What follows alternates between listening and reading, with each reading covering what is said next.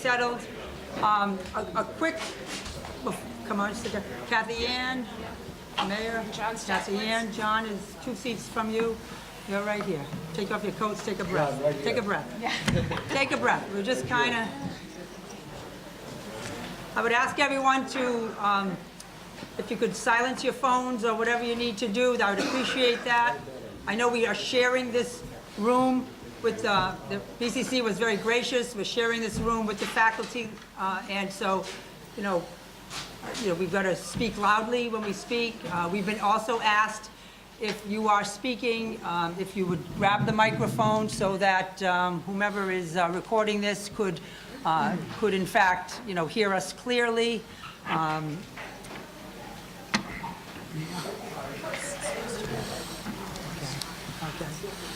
We are awaiting a few more members, but in order to keep to our time frame of 1 o'clock meeting, it is 1:01, and we are going to start this meeting, okay? Those of you who don't know, I'm Carol Fiola, the state rep, who was just helping to facilitate and coordinate a meeting as some issues were arising.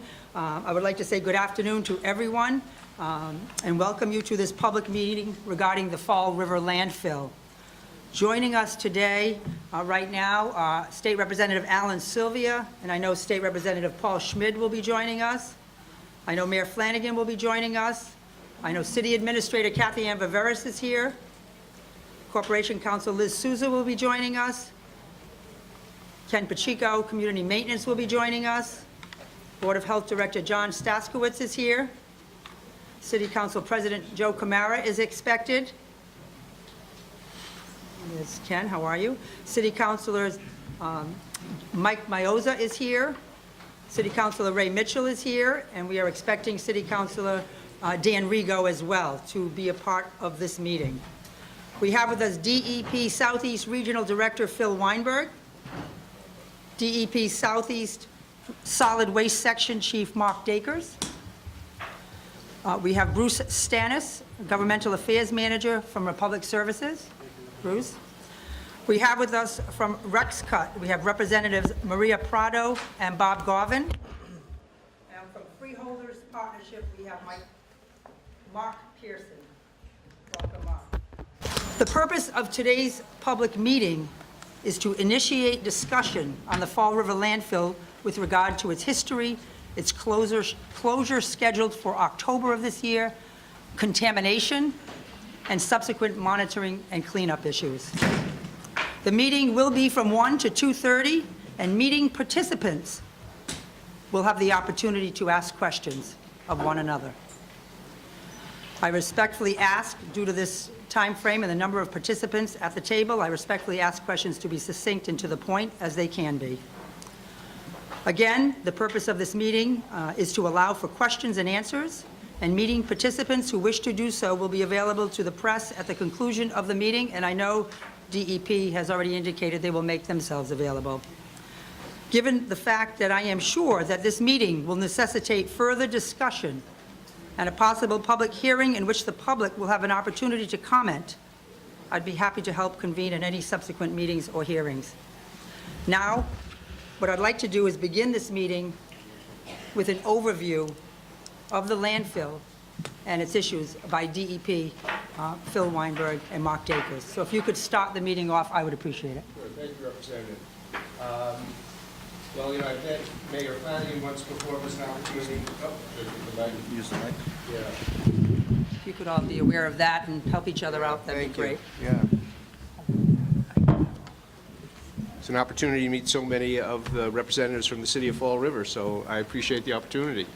What I thought I would do would be to just give a real brief overview of two of the issues that we're aware have been talked about, as the representative has indicated, and then Mark Dakers, who's the section chief of the Solid Waste Division, can kind of go into a little more detail, and then we can just take the meeting from there.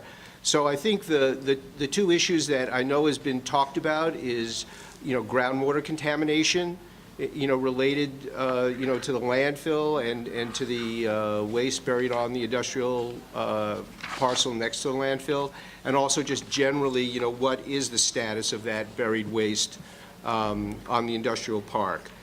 So in connection with just the general issue of groundwater contamination, there is no threat to Fall River or Freetown's public or private water supply. The BFI landfill in particular has been extensively studied over the years, and Mark can kind of go into some of the details of those studies. But I think those studies have conclusively established that the groundwater that flows under the BFI landfill and therefore under the industrial parcel, which is actually on the map over there, kind of demarcated in red, flow away from North Watuppa Pond, which is the Fall River water supply. And in fact, the North Watuppa Pond is in a different watershed than the landfill. So there's really is no potential for contact between groundwater contamination that is a result of the solid waste that's been buried over the years in that area, and the water supply, and there's no down gradient that is in the direction that the water supply is flowing of private wells as well. So we are confident, that to the extent that groundwater contamination is the risk that we're looking at, that there really is no risk from the waste that's buried at that site.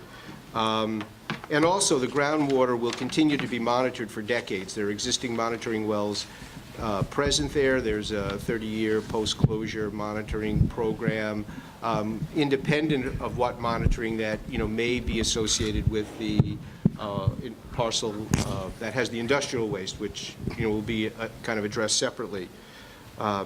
So in regard to the off-site waste, the information that we have now is that waste is buried there at various depths. It's both municipal solid waste and construction and demolition debris. For all the reasons that I talked about in connection, with the water supply and the groundwater flow, that area of waste also does not present a threat to drinking water sources.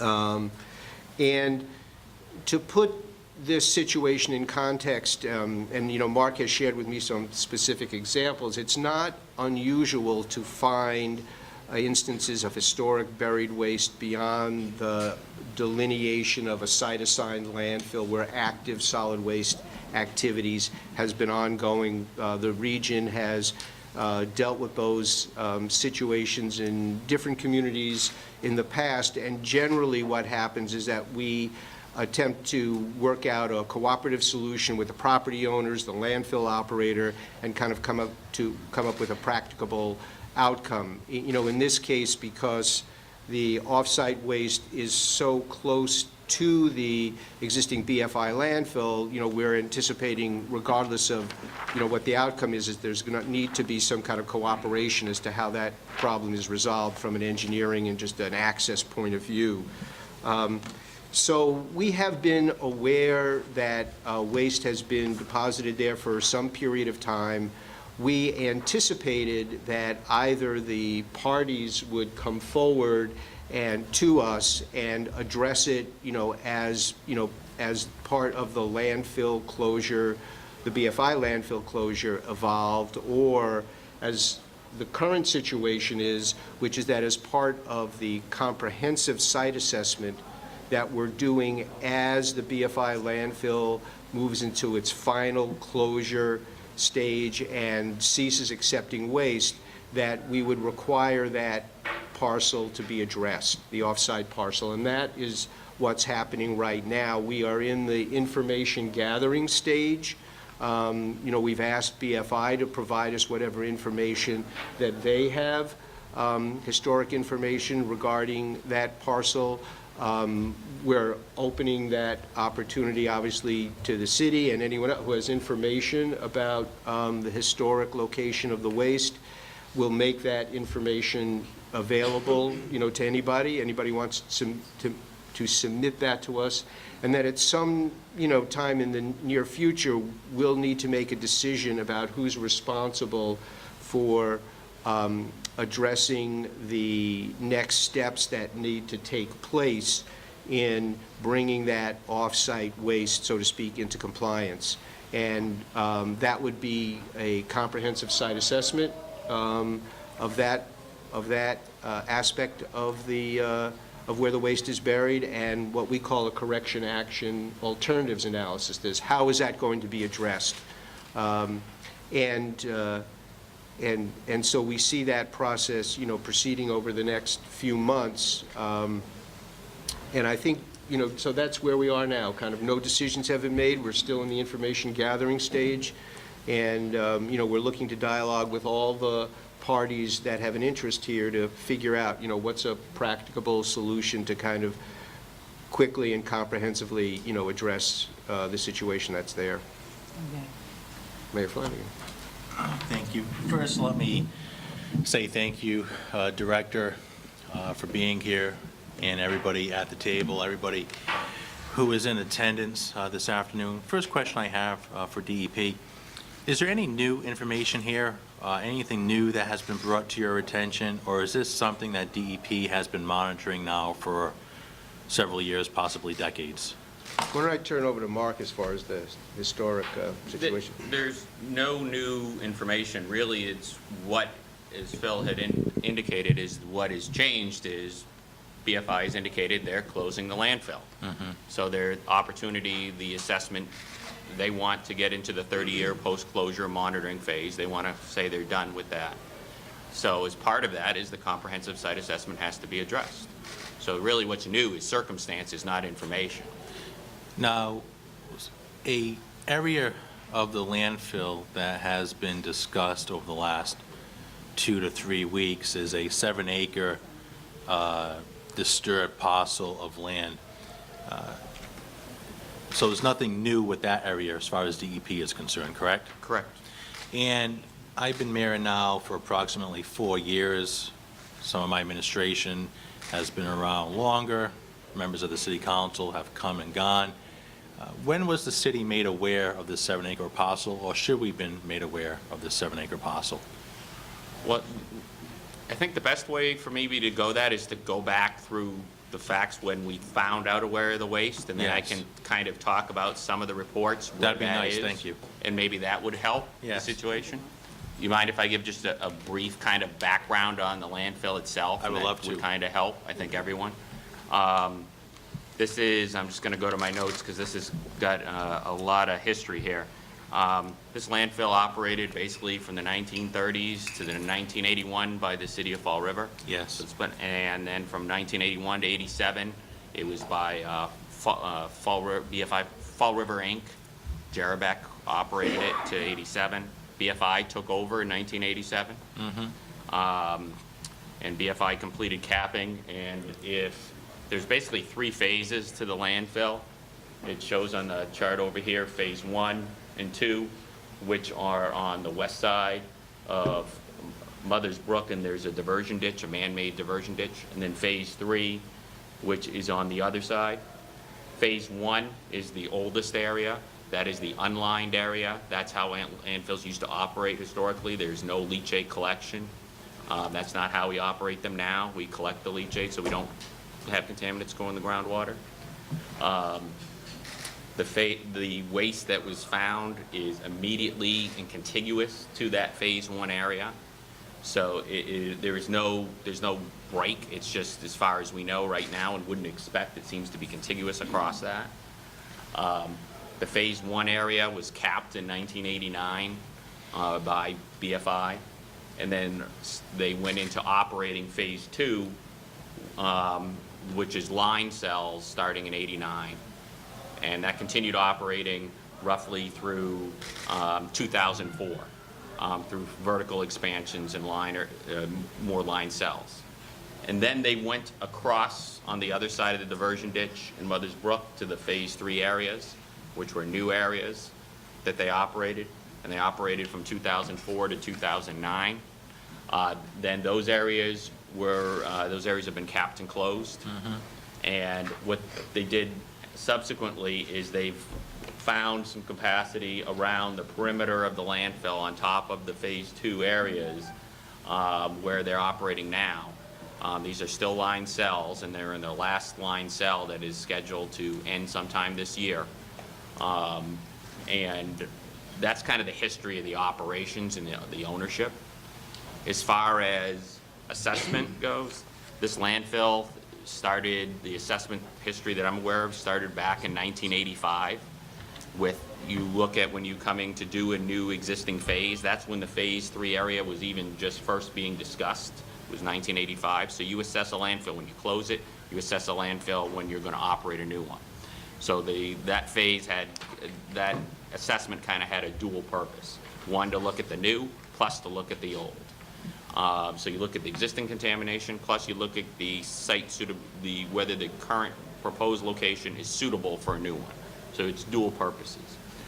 There's been 15 land assessments from 1985 to 2009.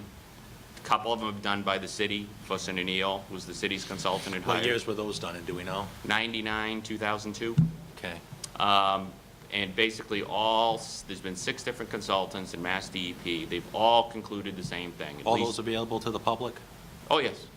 All those reports and are, and as part of court cases and everything, all those, I know everything was copied by attorneys for both sides.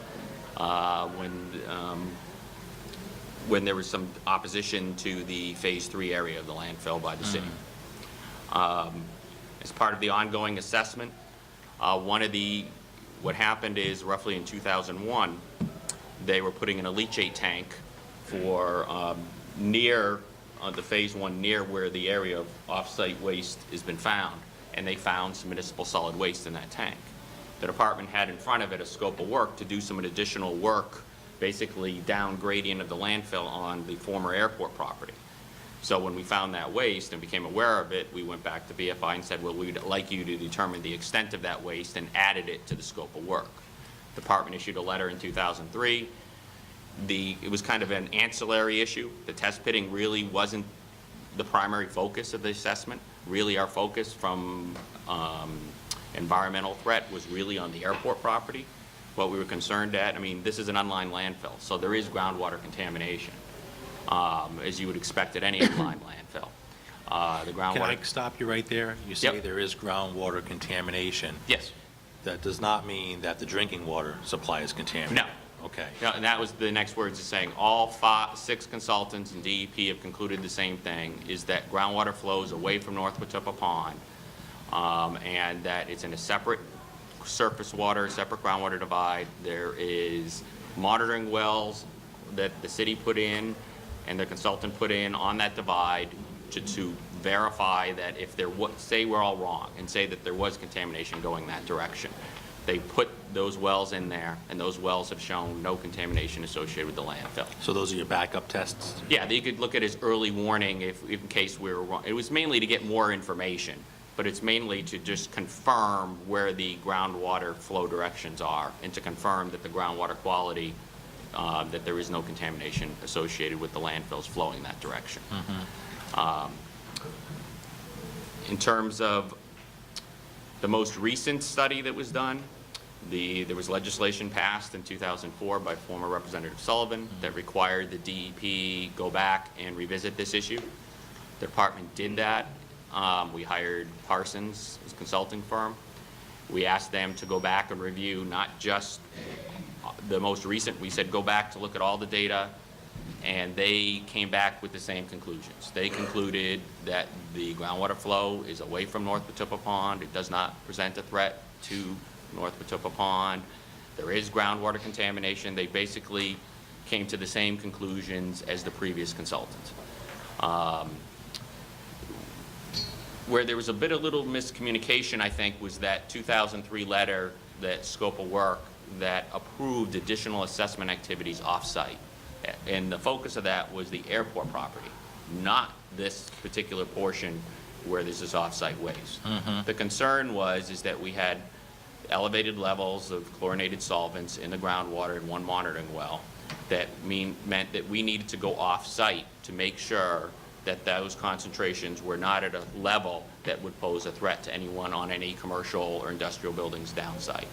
All that work was done in 2002, in 2004, and it confirmed there is no threat to any of those from vapors coming off the plume.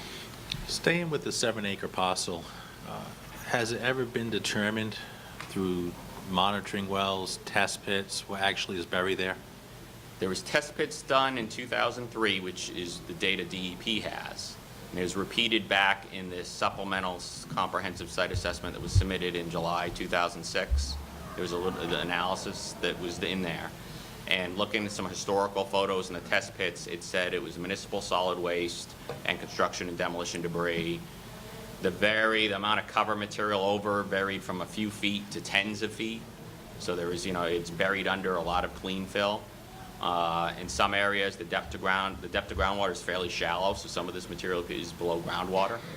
The depth of waste was over 20 feet in some areas too, because that was the extent of the equipment. That is the information the DEP has in front of it regarding the waste on that property. Mm-hmm. But this area is this area is contiguous with the existing Phase 1 area landfill. And there are monitoring wells designed to pick up any contaminants from that Phase 1 area. Well, this area is contiguous with that area.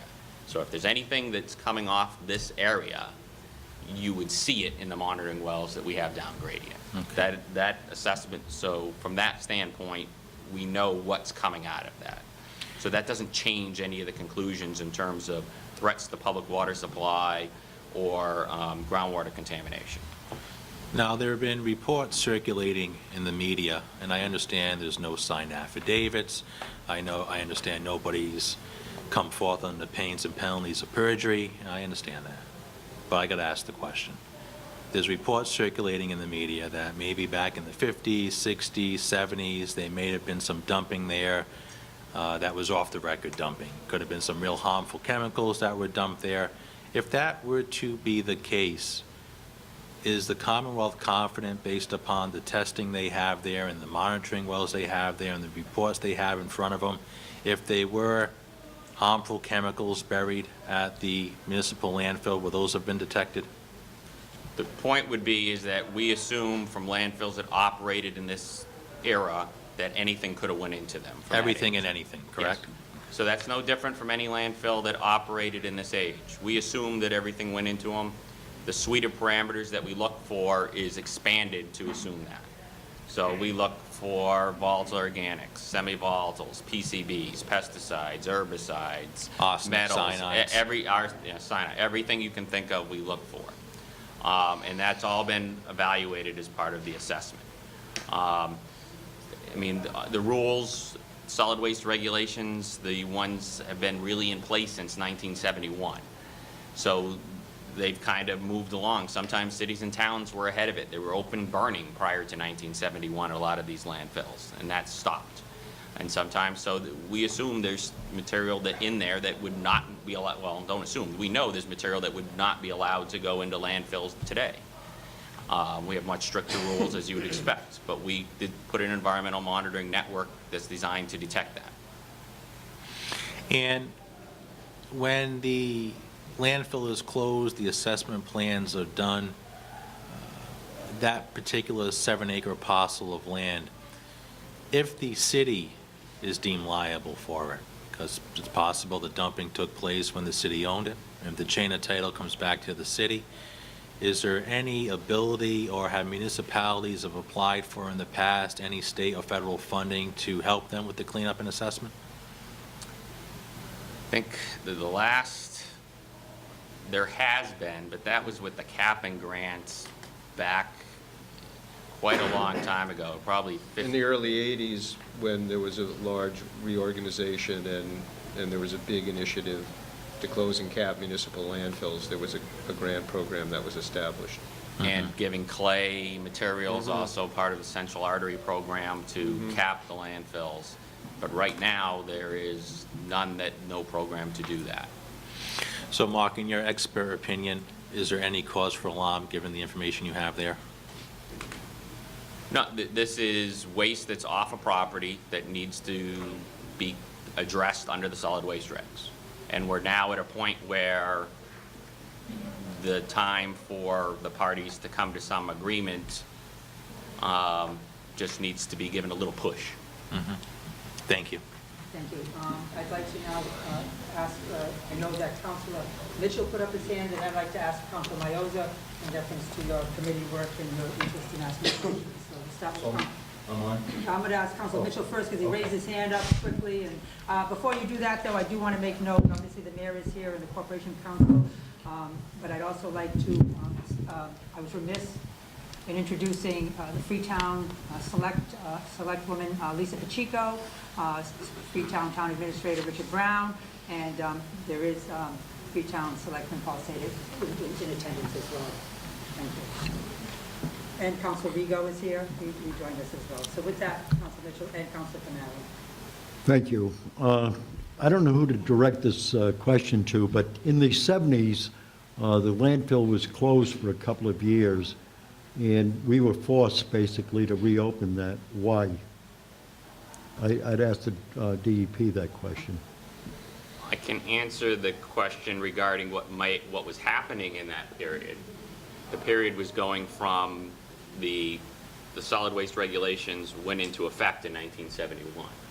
And you had a lot of landfills had to convert over from, they're basically open dumps, to following solid waste regulations. And that was a period where the department was trying to transition from the open dumps to modern landfill practices. And some of those went smoothly and some of them did not. Some of them took enforcement to get them and some of them were forced to be closed. I'll admit on that particular period at this landfill, I don't know the history that far back on those operational issues.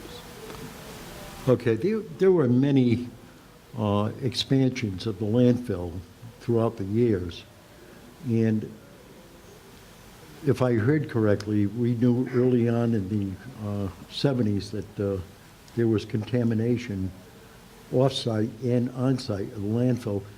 Why was the landfill allowed to expand, even though they knew that there was contamination at the landfill? Why didn't they make them abate that situation before they started any further expansions? Did. The presumption for all landfills is that they have to, unlined ones, is that they have to put a final cover system on, which is a low permeability layer. The whole purpose is to reduce the amount of leachate, which is when groundwater hits waste, it travels through the waste, picks up contaminants, goes into groundwater, and then carries those contaminants into the groundwater. When you put a final cover system on it, you reduce the amount of leachate generated anywhere from 97 to 99%. So the remediation action is capping the landfill.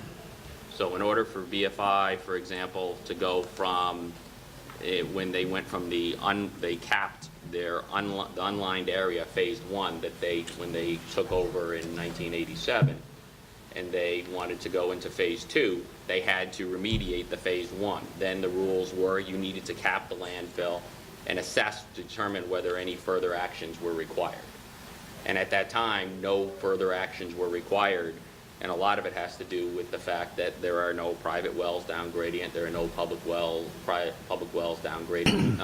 There's been no discussions regarding any expansion. There's nothing before DEP in terms of an expansion of the landfill. With permission of the chair, could I ask the owner of the properties that were affected, and probably Mr. Status, was there a discussion on the expansion of the landfill in Fall River? Not the owner, but a representative of the owner. Okay, a representative of And the again, owner. just as a statement of fact, in all deference to the committee members here and the...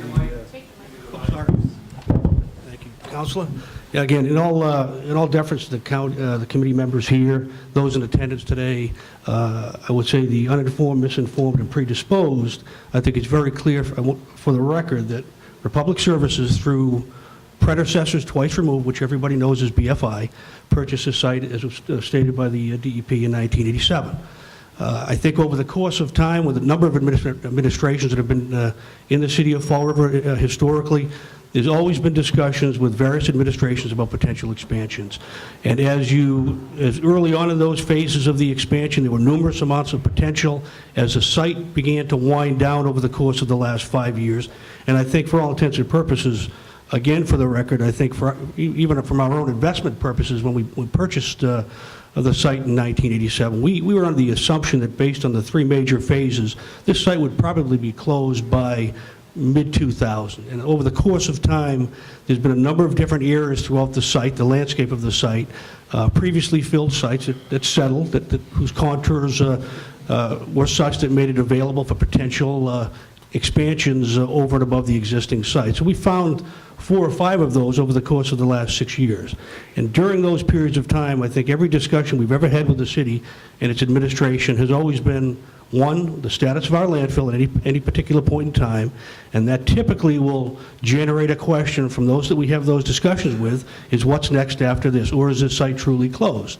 So some years ago, 4 or 5 years ago, we had a layout of the facility and a number of different potential expansions. I think that might have included 6 or 7 potential expansions. 3 of those were immediately eliminated due to cost constraints and water flow, and 3 of those ended up being permitted.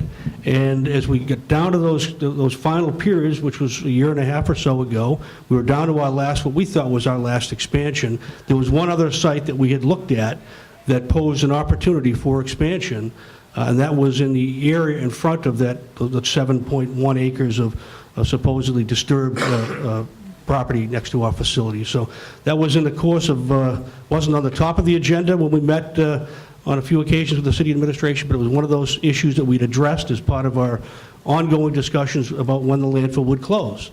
And we had, in concert with the discussions that we'd had with some folks at DEP, in concert with some discussions we had with the city administrators, what we had proposed as part of this last so-called area of expansion, which was on the southerly portion of the landfill, that if there was a potential, we saw a potential for 1 million or so yards of capacity there, that there may be some conceptual discussions about the potential for us and the city to work out a potential expansion plan for that last piece, and that would involve remediating the 7 acres in site. And I think as not much discussion took place thereafter for the last 6 or 7 months, but again, as we came to the table again with the administration, early January, the nature of the discussion, it was very clear. We wanted to let the city know when the landfill was closing. We wanted to let the city know that we were also building a transfer station that we had ongoing and that we had it permitted for approval, and we saw as a nice opportunity for an alternative to the landfill. We'd also discussed a project in Freetown that we were working on with the city town folks there that might be a nice opportunity if that came to fruition for the acceptance of the city's recyclable materials. And naturally, after that discussion was once again, is there any other potential for expansion, or is this it? And I think I made it clear at that discussion with City Manager Viveris and Mayor Flanagan and Mr. Pacheco that we were not pursuing any other additional expansions. The one that we'd had discussions within the city a year and a half ago or so, we didn't think was a viable opportunity to pursue. We thought at this point in time we committed to a transfer station, and we were pursuing that, and we saw no need to enter any more discussions about any potential expansions. So a long-winded answer to a very short question, but I thought I'd give you some historical background as well. Thank you. It was a long answer to a short question, I must admit. Would the owners of the properties concur with that assessment? Councilor Mitchell, As far as you know. Councilor Mitchell, I'll also say that I did hear from the owners of the property prior to this meeting, and you can ask them any question, but just so you know, they wanted to be here as observers and to take in the information, so they really had no interest today, as I was told, in speaking today. They wanted to really, like a lot of us here, gather the information, so. Well, one message I would like to make sure that everyone leaves here with is that Fall River, in my opinion, needs no further expansion of our landfill.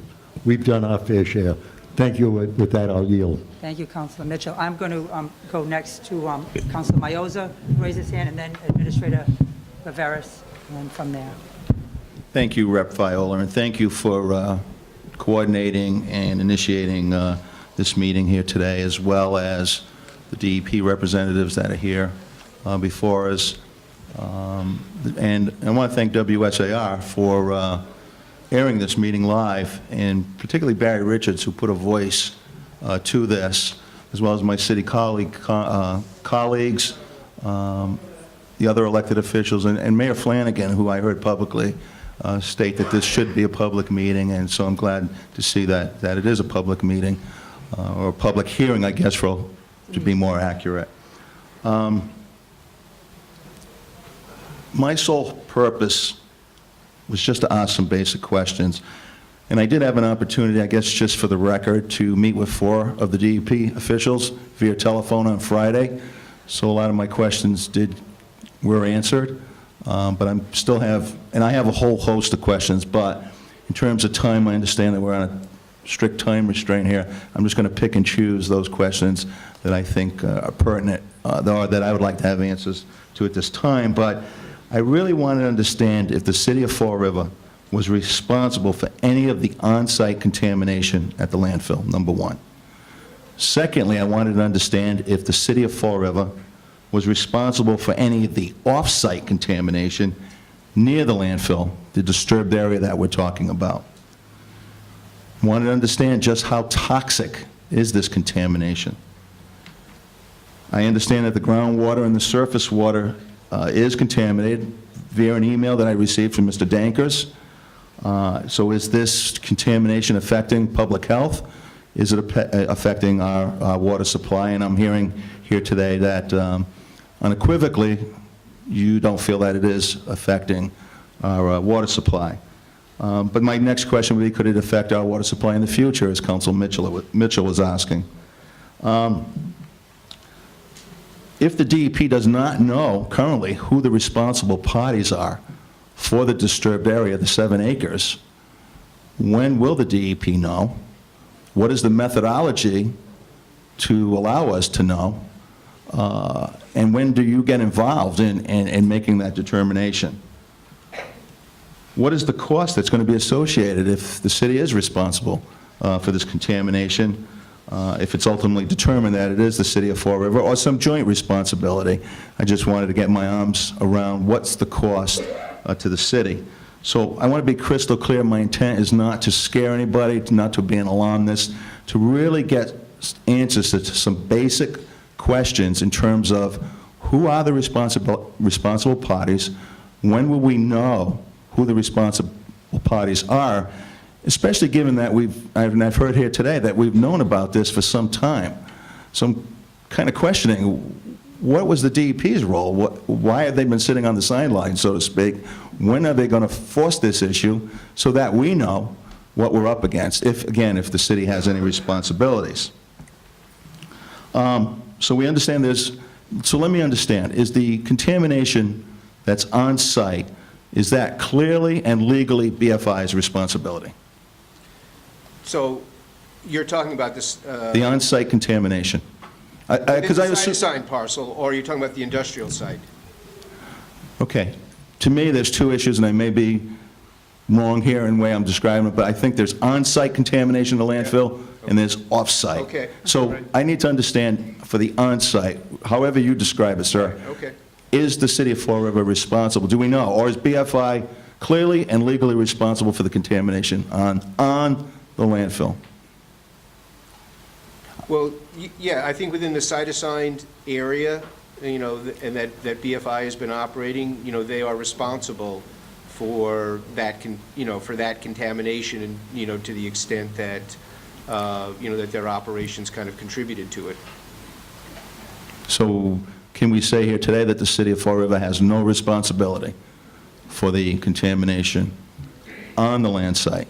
And when I say on the land site, I'm talking about, not talking about the 7-acre disturbed parcel. Okay, that's what I'm Okay. confused, 'cause To me, they're 2 that's different things. They're the So, owner. So they're the owner of the property. yes. So as the owner of the property under the solid waste regulations, they have liability.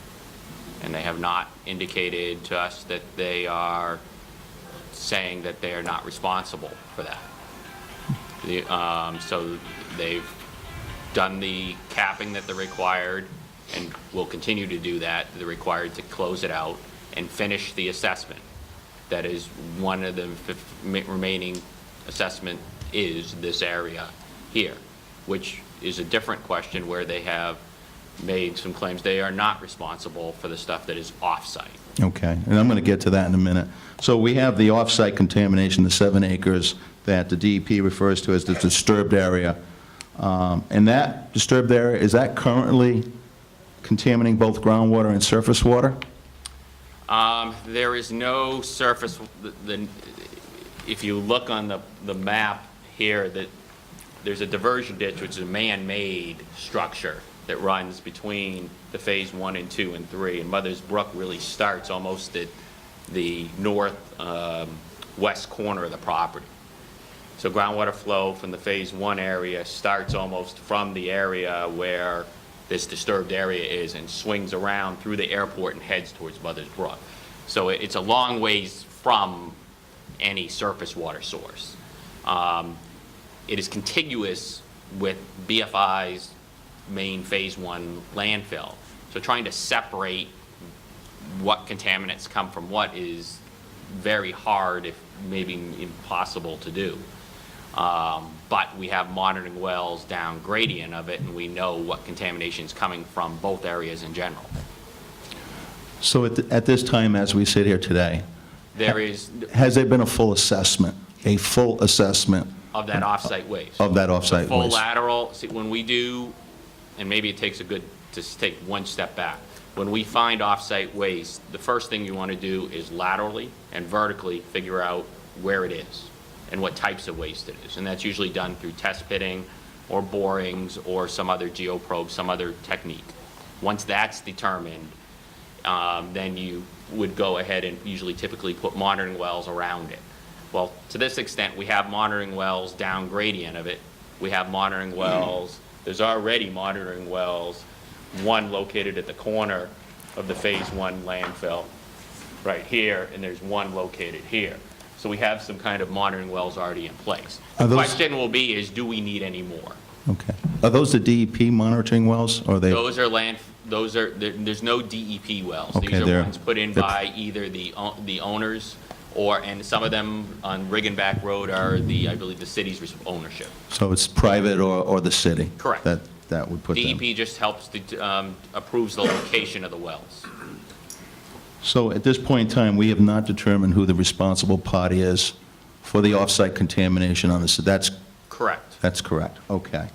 So now, back in 2003, BFI had an environmental consultant do an assessment that basically said that BFI was not responsible for the contamination there. And that's something you supplied me, Mr. Dankers, a couple of weeks ago.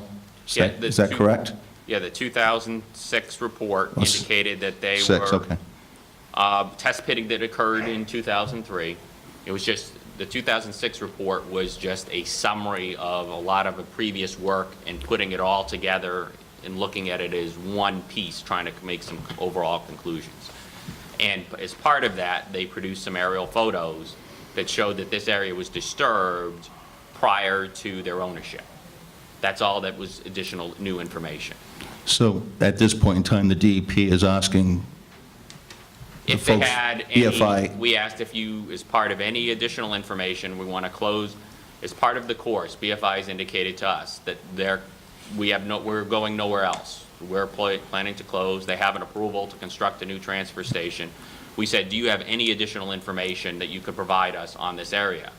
And that's what, if they do, we'd like to have it. If not, then we need to start to talk about looking at what additional information we can to figure out conclusively or to legally who has responsibility. So at the end of the day, it comes down to three entities: Jared Back Disposal, BFI, landfill, and the city of Fall River. Those are the three owners. And either one of those or all of those are going to share in the responsibility They all of, have potential liability under the solid waste regulations. and we currently have monitors at the off-site area. We have monitoring wells, you said? Down gradient of this area of the off-site waste and down, the problem is it's down gradient of the existing Phase 1 area. Remember, the waste is continuous. So if you put in wells, you'd be putting wells into waste, most likely. So then theoretically, the city would never been notified because these wells were in for amount of time. I mean, when was the city, when was the city aware of their potential responsibility for the 7 acres? I don't What know year? the exact What year? date when that is. All I know is that is part of the city gets a copy of all the reports, and please tell me if I'm mistaken, of all the environmental monitoring data that BFI collects from the landfill. Does the Board of Health gets a copy of that? Yes. Correct. Yes. And also gets a copy of any correspondence the department issues. So, I mean, the off-site waste, the first time it's discussed in a letter is 2003. The next time it's discussed, at least could have been, like I said, discussions that John mentioned that happened 4 or 5 years ago regarding the city about potential expansions, looking at basically everything under the sun before you're going to decide you're going to close it, looking at those options. The department was aware that there were discussions ongoing, but there was, but that's all, other than the July 2006 report, that's the only time I'm aware in terms of in writing. So it's fair to say that the city knew back in 2003 then? I don't know if 2003 or 2006, I couldn't okay, tell either you one, exactly. okay. But it's been quite a long time. Right. And you've been aware there's been ongoing discussions between the folks at BFI landfill and the city about this 7 acres? Yes, when there's off-site waste, and typically what happens is, and this is not unusual, sometimes the off-site waste will get addressed prior to the landfill ultimately closing, because there'll be financial reasons for parties to do so, or just logistical reasons to do so. In this case, they could not come to an agreement, so now the department is at the point where the comprehensive site assessment is not approved. So now it's okay, now it's got to be dealt with, the discussions have to be had. So, but these discussions have been going on over the last couple of years? They've been going on for quite a while, and because it hasn't posed any imminent threat to anything, the department giving the parties time to try to come to their own solution rather than litigate. So when the city says they just found out about this in January of 2014, it seems to conflict what you just told us here. In terms of I don't know which parties in the past, there certainly met people in the city that knew about it. I can't say what parties knew today. Okay. Councilor Mayoza, maybe, could I just interrupt for 1 second and say, are you, from what I'm hearing, there was the testing in 2003, there was a complete document prepared, a report, as you call it, in 2006, Yep. which I'm saying unveiled or indicated in there the outside of the site contamination Yep. on the private property. That report in 2006 was produced and distributed publicly? I'm asking that question. And was it given to the city? Is that, Yeah. would that have been the last time that was, the city was made aware? What I can't say is I don't have the CC list from that 2006 report. It would be normal practice and it's standard practice for every other report that was produced for the assessment was given to the city. Yeah, my recollection, the city was on that report. Let me move on, because I know Okay, I we're just short wanted on to time. make Thank sure you, we had it. Rep. One more Viola. question, then we're going to move on to City Administrator Viveras. When we spoke, Mr. Dankers, probably, well, several weeks ago, you had indicated to me that you thought the city may be potentially responsible for the 7 acres based on some old newspapers that were found in the area that were dated to the time that the city owned the landfill. Do you recall that conversation? I do recall the conversation. I recall, I think, when the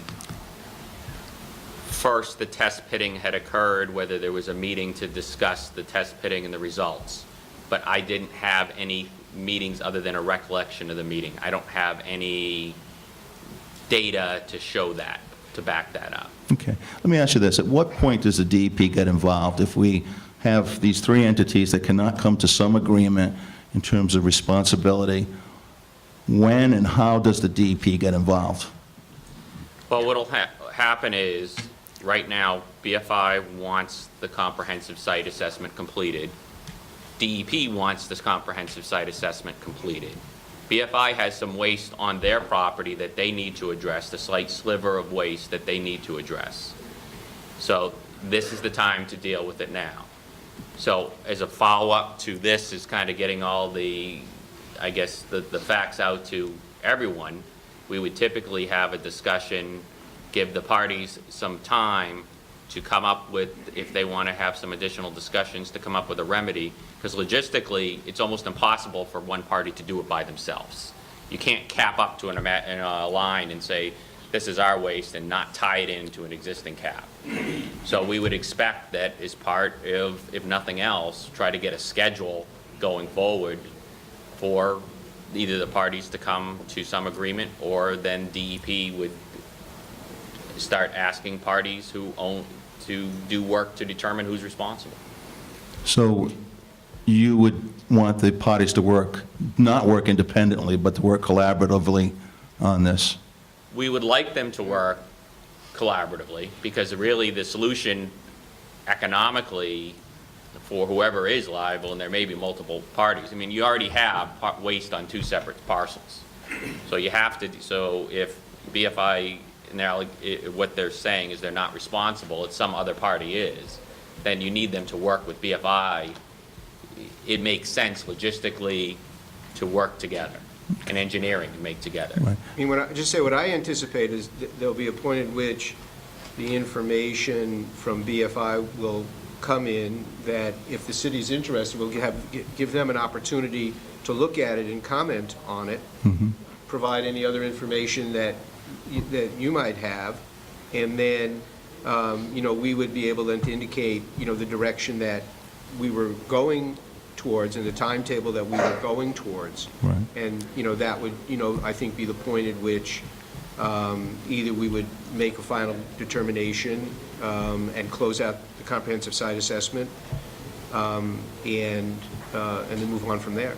Okay. Just a quick question on Mother's Brook. I understand that we have some heavy metal contamination of Mother's Brook that's ongoing now, both from the landfill and from the industrial park. And that's correct? There is part of the stage 1 screening. It's part of when you're looking from ecological risk assessment. Right. And also the surface water monitoring that they do routinely as part of the current landfill. There has been some metals that exceed in the sediments, and sometimes in the surface water, exceeding our screening criteria, which indicates additional work needs to be done. One of the things that the department did that would help determine what is contributing to what is that the upper portions of the diversion ditch, which the city maintains, were cleared a few years ago in order to restore the flow. And also BFI, is part of the most recent expansion area, they cleaned out some sediments out of that diversion ditch area also. So it eliminates that historical contamination out there and lets us now see what is happening today. And then we'll revisit the ecological portion of the risk assessment and the human health one too, and see if the conclusions are the same. I don't expect them to be differently, but they will need to revisit it. Just briefly, Mother's Brook, I understand, flows into the Taunton River, which a couple of years ago was designated as a wild and scenic river. Is the National Park, National Park Service, I believe, who has responsibility, are they aware about the potential, well, not the contamination that may be flowing in the Taunton River and how it could impact the ecology of the river? No, I mean, we haven't had that discussions going down to the Taunton River. I mean, that's ultimately where groundwater and surface water flow goes. All right. Let me just close with this, because I've had the floor long enough. When we had talked on Friday, I had asked whether the DP would be willing to attend the city's Health and Environmental Affairs Committee meeting that's tentatively scheduled for April 1st, and you were non-committal at that time. So I'm going to ask you again in a very different manner.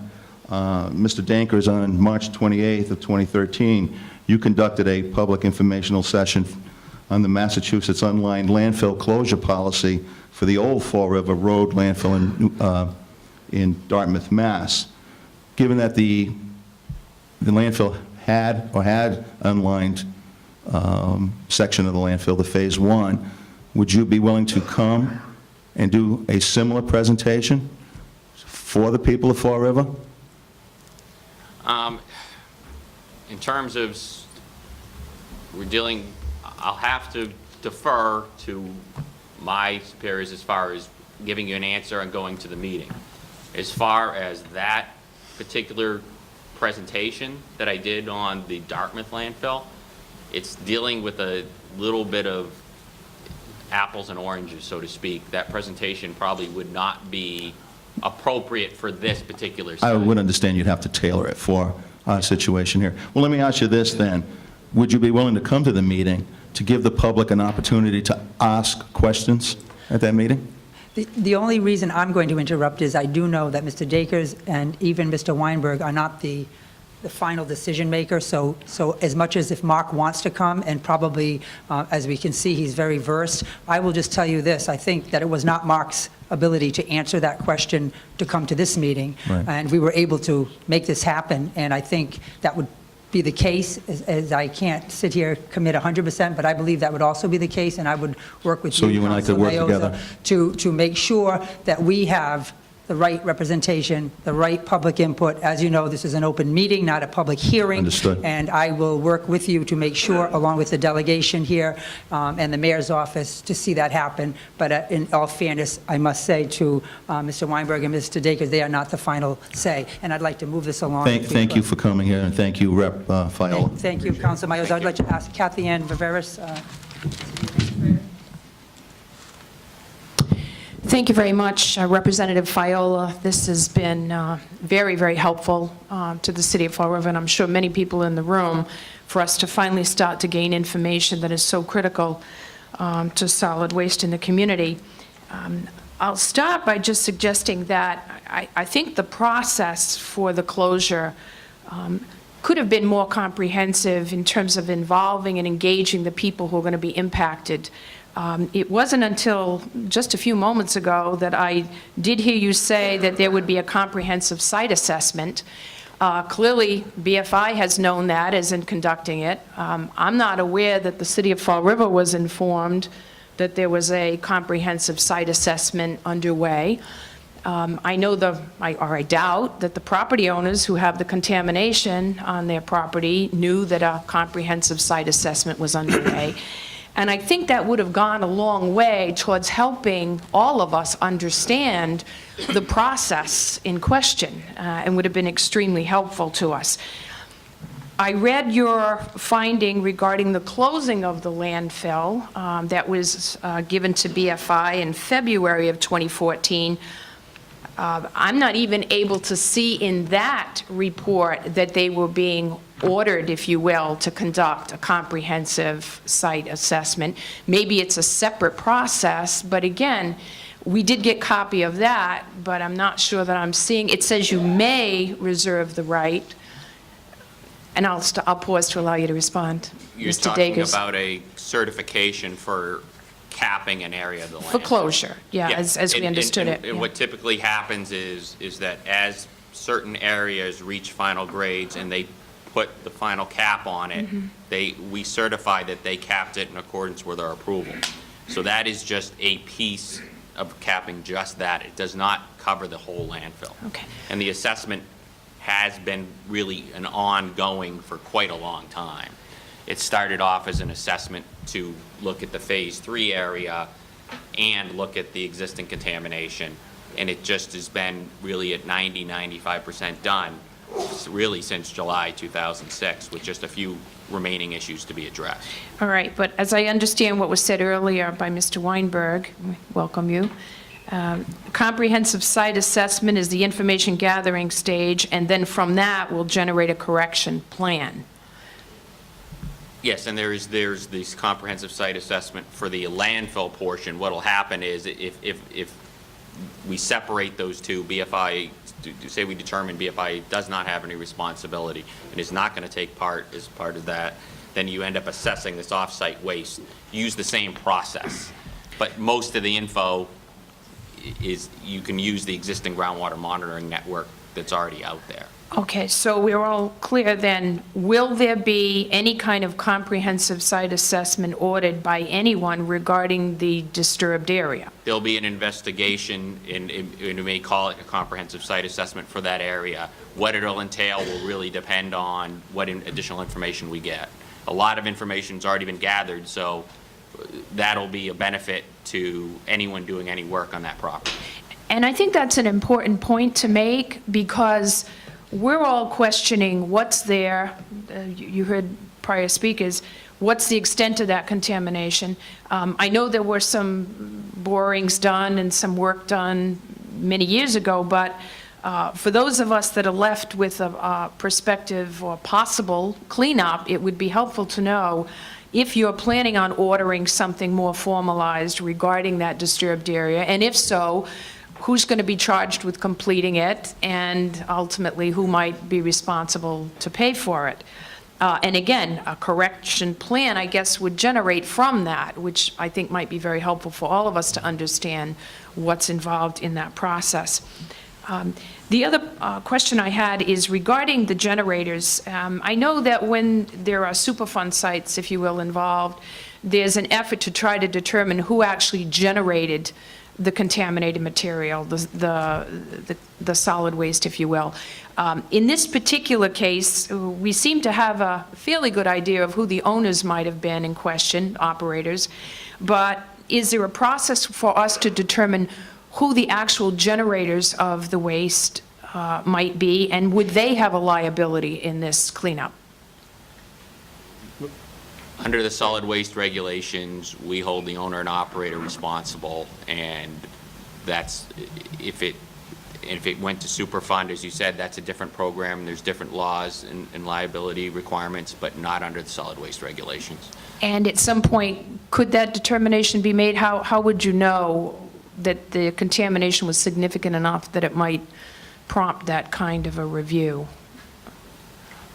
Well, generally speaking, the presumption is that the buried municipal solid waste, like these landfills, are regulated under the solid waste regulations, and it doesn't preclude private parties or the city from seeking contribution from somebody, Okay. if they, in the classic case, the barrel is unearthed and the corporation's name is on the barrel, or you can find out who the waste hauler was. But in terms of the assessment process and the remediation process, we really don't look beyond the owner and the operator. Okay. And we leave it to the private parties to work out. Okay, whenever- I do appreciate this. I'll just have one more question to allow the meeting to move forward then. So, based on what you currently know regarding this disturbed area, can you speak to the likely extent of remediation that might be required, and if at all possible, can we put any kind of a dollar value on that when we determine who might be responsible to pay for it? You obviously have an understanding of what's there, or at least to some degree. Could you comment on that, please? Well, and I'll just talk in general again, and to some extent it applies. It's assumed, we're seeing MSW, municipal solid waste, and construction and demolition debris.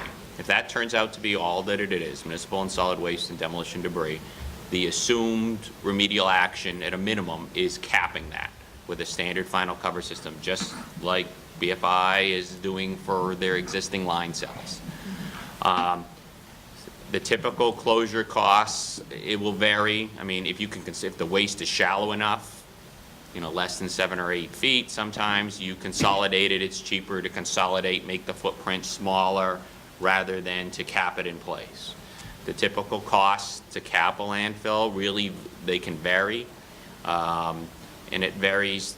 A big company like BFI, who does a lot of this, can do it cheaper than someone who's doing a one-time job like this. But in general, the costs are going to be $185,000 to $175,000 to $200,000, depending on the company. An acre. Per acre. Per acre. That's an First. important distinction, Mr. Weinberg. Very important. We have 7 acres, okay. For a standard final cover system. So, and we do know the line of the trash. I think that BFI at one point did some borings to determine that. So we were covering almost 7 acres. In front of us now, I don't have enough information to say Okay. what the full extent is before we would, what we would typically do if we got to the point, we got the assessment and we got a corrective action design plan to cap it, we would need more information on the exact extent of waste before we do that. Okay, so my final question, I promise. At this point in time, what should City of Fall River, perhaps private owners, expect to happen next? Do we sit back and wait for notification from you? What happens next? Well, I guess we would be happy and invite having a conversation with the city about it, on whatever, however you want to have that conversation, and with all the parties that are involved, the landowner and BFI in whatever format that you would want. And then if there's any information that the city wants to look at in our files, we would, make that available to them, just so that they would be as current on the information as we are, at present. And I think we'll have an opportunity, I don't know off the top of my head, when the current operator is going to provide whatever additional information, that they have. And, so, that's, why I think we're in kind of that information gathering, exchange, and then decision-making, phase. And, I think we'll be as instructive as we can on the technical side, and, as Mark indicated, give everybody a sense of what the next steps are. So, just to stay on this topic, 7 acres, 200,000, looking at probably $1.4 million in capping, remediation cost. Typically, with this type of a project, how long would a municipality or a private owner have in order to comply with the remediation plan? And you go to 30 days, we've got to be clean, 6 years, a decade. How long do we generally have, considering this waste has been there possibly for 2, 3, 4 decades? What would an order be from DEP to go and remediate the site? I think the best example would be to go back to look at how we dealt with this when we closed 44 landfills in this particular region. We approached all the municipalities and say, you have to come ahead and close these landfills. We worked it out for most landfills that were operating in, I would say, was no more than a 2 or 3 year period. But some of them, ones earlier on that we had identified that posed a more immediate threat were, near public drinking water supply wells, they closed faster than ones that were not. The one thing here that want to at least consider is that BFI does have some waste on their property, and it would be very beneficial to try to, and this is where BFI can have that. Usually it's typically want to tie the 2 caps together and the stormwater systems together. So that would be something that from a logistical and engineering would really like to see happen, because it makes it very difficult if you do not do that. And to Mr. Stannis, do you know, you'll say the landfill closes in October and November, when you expect your complete capping system to be done? Great question, if I can defer to someone outside of the table. Yes. If that's possible. Simply, again, the 2 different issues being the capping of the existing site, which it should be taking place, and it's taking place now as we develop through that whole closing process. However, I would say that as far as the 7 acres is concerned and how that ties into that, it's certainly going to have to be a discussion between the city, the property owners, and the DEP. I think from our vantage point, again, I think we've taken a standpoint, and probably what people don't want to hear is that when they talk about the whens and the who's and the what's and the sense of urgency, from our vantage point, it's been very clear. We bought the site in 1987, and there are aerial photos out there that show the area disturbed anywhere between 1961 to 1971. However, we've been a partner with the city for 27 some odd years. We know we have to clean up our site. We know we have to cap and provide a full closure plan consistent with the DEP's requirement and working with the DEP. So we would expect to be at the same table with the city, with the property owners, and the DEP, talking about how these two issues get resolved together. So timing-wise, I think, probably if you want to, Chris, I think might be defer to Chris. Chris October, come in. Maybe introduce yourself, your title Hi, overall. I'm Chris October. I'm the area environmental manager, and it's just a real simple answer, 2015, next year. This year, we're anticipating to close the landfill. We're going to close some point in the fall timeframe. It's not really beneficial or most efficient to close in the wintertime. To do capping gets sloppy in the wintertime, so we'll probably cap next spring, the final areas. So Chris, Spring next year. if the city is liable for that 7-acre site, it would be in the city's best interest to cap it in 2015 also? To decide when you're capping? Again, I would probably defer to something that Mark had said earlier. I think that if things worked out, all the parties come together and develop both a engineering design and a time frame that is negotiated amongst the three parties with the DEP. And if everyone comes together and presents a nice, concise plan, then there's some flexibility with the DEP in the fact that this particular area isn't serving that imminent hazard that he discussed. I don't know if you want anything. Chris, I have a question for you. We've talked about the almost 7 acres of private land that has disturbance or contamination that needs to be addressed and capped. How big of a piece, I'm just curious, is on your property that needs to be remediated? It's this strip. What Mark had said earlier is this is a contiguous piece. So this is the property line right here. That's the private land inside that So our line. strip is this strip right here. Okay. You can tell the edge of the landfill. It's this strip right So here. less than an acre, it looks like, much less, okay. The whole room, the whole. Thank you, Chris. We have about 10 more minutes before we wrap up. I'm going to just, I saw 2 hands. I'm going to ask State Rep Sylvia because he asked a while ago, and then Councilor Rigo, okay? And then we'll be aware of this. We're going to wrap up for 2:30. And Rep Schmidt as well. Thank you. Just a couple of questions. Just so I'll know, Republic is, you were BFI at one time, am I correct? That is correct. Okay. Because that small strip is very close to the part of land that's off-site. That's correct. Okay. That's all the permanent road around. Right. Now, is it customary, would BFI have insurance, does companies like that have insurance for contamination?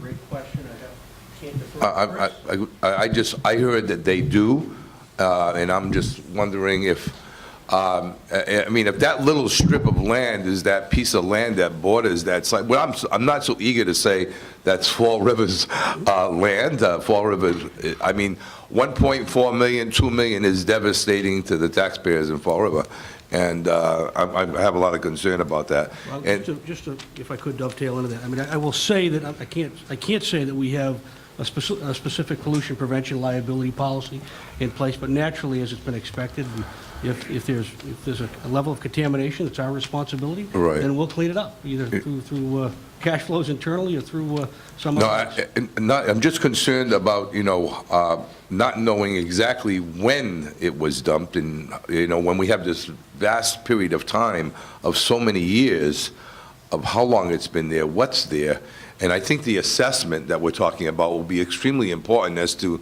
determine what it is and how long it's been there, and is it the same material that is in that strip that is being claimed by BFI? And that's another great question. And again, I don't know if we can differentiate between Right. the material that's in the Hall Road and the material that was placed off-site. I think we know this. We've got some aerials in Sure. 1961 that don't show the area disturbed. We have some aerials in 1971 that show the area cleared and disturbed. I'll just ask another quick question. Will that area of 7 acres plus less than an acre on your property, and I'll ask this to whomever can answer, will that in fact be further tested to determine Obviously, you know about this, you need to clean this up. It's part of your site assessment letter to be closed as a landfill. Obviously, it's not done yet because it's happening now. You're ready to close. There's an economic issue and even an issue, as I'm sensing in here today and in the past I've heard, is it your issue? And that's probably part of it. Those are some legal issues and discussions that are going to, I'm sure, take place next. And so if it's not your trash and your contamination on your property, you're surmising it's the same trash on the contiguous land attached to it, and then who becomes responsible? Who will do that testing? DEP, Republic, You hired a city? consultant, Who will BFI do hired a that- consultant who in will do that test? 2006. Right. There's some period of time that's elapsed. I'm just wondering who does, that's a good question. Who will do I that? think we typically do test pitting to determine the extent. Unless they come across something that is out of the ordinary, they have screening equipment they'll bring with them, and they have people that are looking for signs of anything besides municipal solid waste. You typically don't go through and start testing in the municipal solid waste. You test this piece over here, and, you know, okay, that's coming from someone's individual household pesticide container. That's not going to tell you anything in terms of contamination in there. You really just try to determine the types of waste, and unless something comes across as different, you find, you know, say a strong petroleum odor or, you know, oil or something that, you don't end up doing a lot of testing. I mean, it doesn't serve a purpose unless you come with something else. Just a quick question. When you close the other landfills, is the state, any of that cost for the contamination, would the state have any of that at that, with the brownfields then? Were there any monies used then, state dollars? Not if it's city. Well, historically, we would give a grant to the community, and, you know, that the assessment would be part of that. I mean, you know, normally there would be a scope of work that would be submitted that would lay out what the responsible party or parties propose that we would review and then, you know, agree to. So, I mean, I think maybe the answer would be, you know, if the parties agree to a particular scope of work as to defining the footprint of the site and what was in there, you know, as long as it met our requirements, if there was a part of it that you wanted to examine a particular question more closely, you know, we would have no objection to it, you know, so. Thank you. I'd like to ask Council Rigo. And again, we've probably got about 7 minutes left for questioning, if that's acceptable to everyone here. Thank you very much, Representative Viola. I just have a couple of questions, and I don't mean to sound repetitive to any of my colleagues' questions, but who originally called for the monitoring wells in the disturbed area? At the very beginning, who initially called for the monitoring wells on that site? Well, I know that as part of putting in a leachate tank in, the records show that they found waste. So that information was brought to DEP, and then DEP, my understanding, and I don't know who brought what to what, I knew it got amended to a scope of work to do additional assessment work. So I'm assuming, looking at the way the records are, is that BFI brought that information to DEP, saying we have waste on our property beyond the limits of the scope, and then DEP saying, okay, this is new information we have in a scope of work in front of us right now to do additional work to try to finish the comprehensive site assessment. We added that information in there and added that as one task to be done. So it'd be fair to say that BFI actually initiated the wells? I can't see how else, because they're the one who found the leachate. It was their Okay. leachate tank. All right, thank you. And through Rep. Viola to the owners of the property, when was the property purchased, and were you aware of this type of contamination on your property? Council Rigo, I don't know if you were here at the time, but two owners. These are not the owners, they're the representatives of the owners who've asked their executives to come here today, and their intent was simply to listen. Okay. As you know, there's going to be a lot of follow-up, and a lot of this Very good. information will come out. All right, thank you. And in terms of enforcement, at the end of the day, we have a situation here that we have contamination in both on-site and off-site, and it's, as far as I'm concerned, everybody's problem. In terms of enforcement, when are we going to start enforcing this cleanup? And is it going to be enforced prior to the closing of the landfill? Well, as I said, as part of the discussions now that the landfill has said that they are going to close, we're kind of entering a phase from, okay, the parties have had a chance to have some discussions, to now we have to come up with a schedule to identify when that's going to be done. So if the parties can't come to agreement, that is one of the tools the department has, is to push enforcement. I can't say exactly when that's going to be, but in terms of BFI has a strong interest in wanting to complete the assessment and resolve this issue, and it makes sense to resolve it with the parties. The department will sit down and work with the parties and try to come to a schedule. I can't give you a hard date. I wish I could, but I mean, I would say it's not going to go on for a long period of time. Well, we hope not. We hope to get this thing resolved because everybody's concerned. The residents of the city of Fall River, and I am sure that the residents of Freetown, along with the administrators of that town, are all very concerned. At the end of the day, we all know that streamlines change on the ground. We don't know where they're going.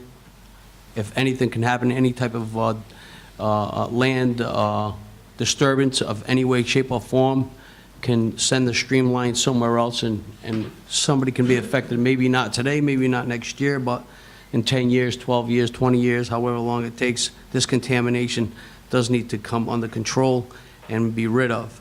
My last question to you, sir, through the DEP, has the EPA been notified of everything that's been going on with this situation, both on and off this contamination? I've had discussions in past years with EPA.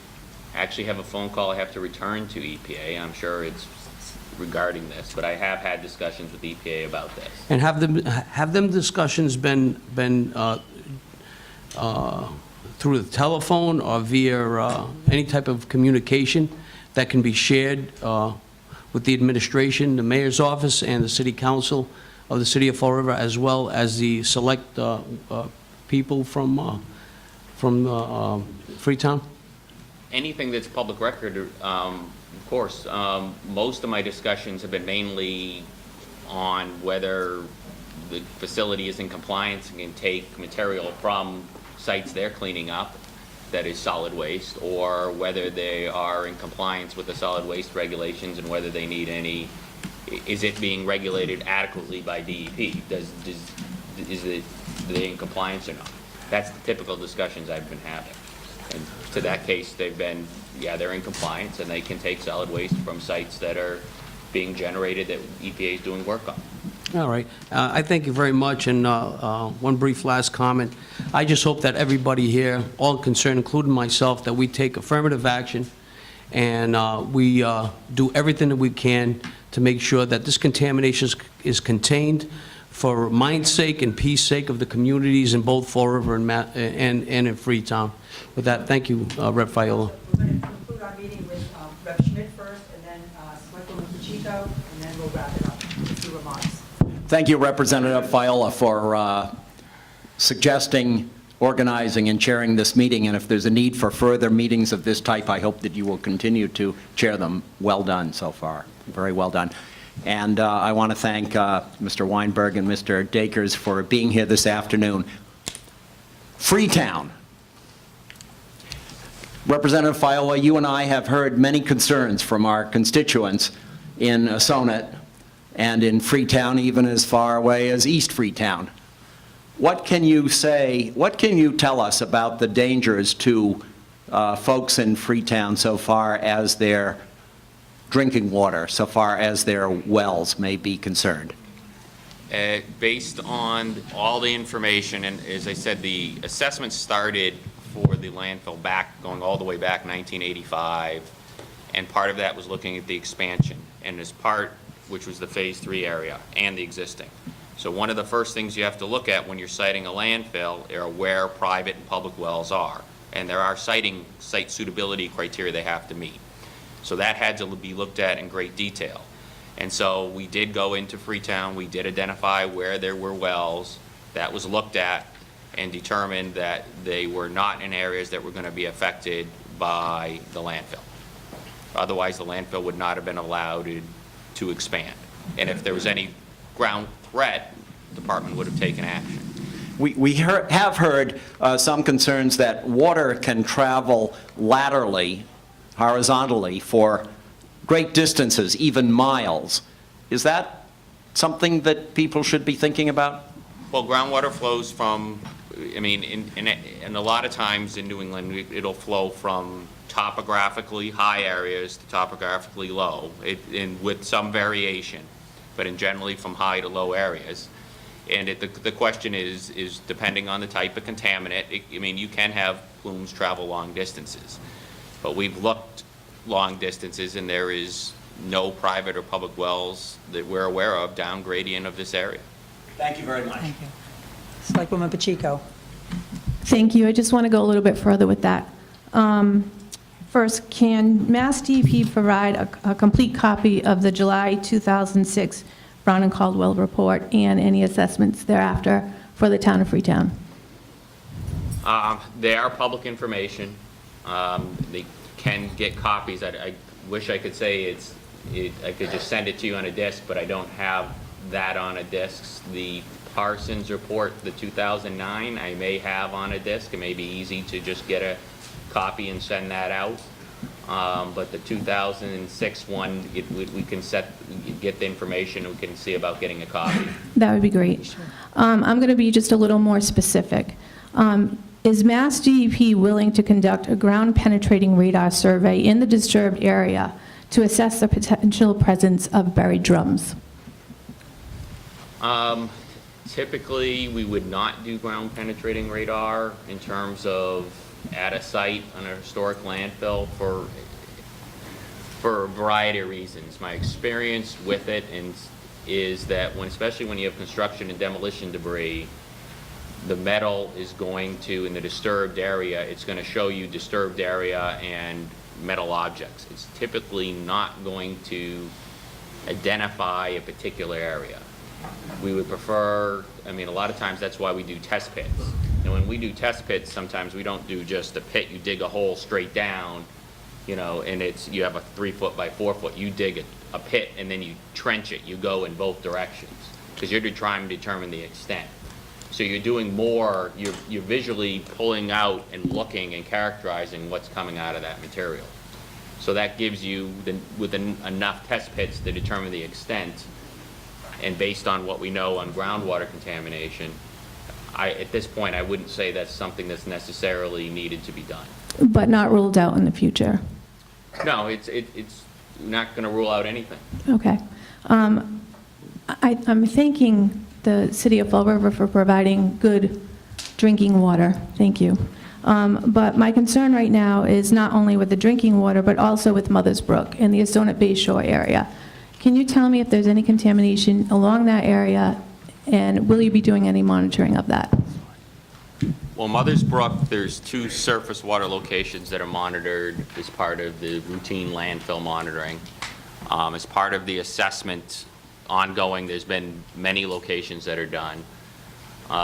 So we look at it as surface water leaves the site and do a risk assessment basically on the threat it could pose to people coming in contact with the surface water, and also look at it from ecological risk.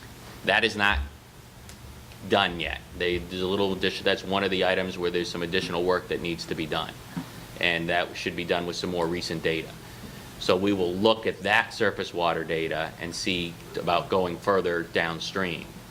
And you said which particular area were you concerned Mother's about? Brook and the Assonet Bay Shore area. So where it reaches the Taunton River? Okay. I think the only, I know there's several highways and several other industrial sites that it flows through and other man-made structures that are down gradient. But we Yes. will look at what's leaving the landfill site and reconfirm that right now, based on the assessment that was done in 2006, there was no threat to public health based on the 2006 risk assessment. The 2006 ecological risk assessment said that there was some concentrations that needed further investigation. And that's the 2006 report that you're going to try to get to the town of Freetown. We'll make Yeah. sure you get a copy of it. Thank you. Yeah, yeah. Thank you. We'll make sure. Thank you. It is 2:30 now, and we're going to conclude this public meeting. I can only extend a huge thank you to all of the participants of this meeting, the mayor and the city officials. Thank you to my colleagues in state legislature, to the city council members, the president, and the different members that are here today, including Councilor Pereira, who is here, I see today as well. I want to thank the Freetown Selectmen and Administrator, the private property owners, Republic, Bruce and Chris from Republic, and DEP. Thank you for being here. I know this is, as we said, just the beginning of a very, very important, and it will be complex, because we're not only dealing with safety issues, we're dealing with legal ramifications and financial issues. So I just want to applaud you all of the people here today who are participating by watching this meeting, and I pledge to remain as engaged and involved as the city needs, along with my colleagues. I just want to thank Bristol Community College, and just thank you all for this very, very important discussion that will continue. And with that, whoever would like to speak to the media, I did mention that they may have some questions, and have a great day.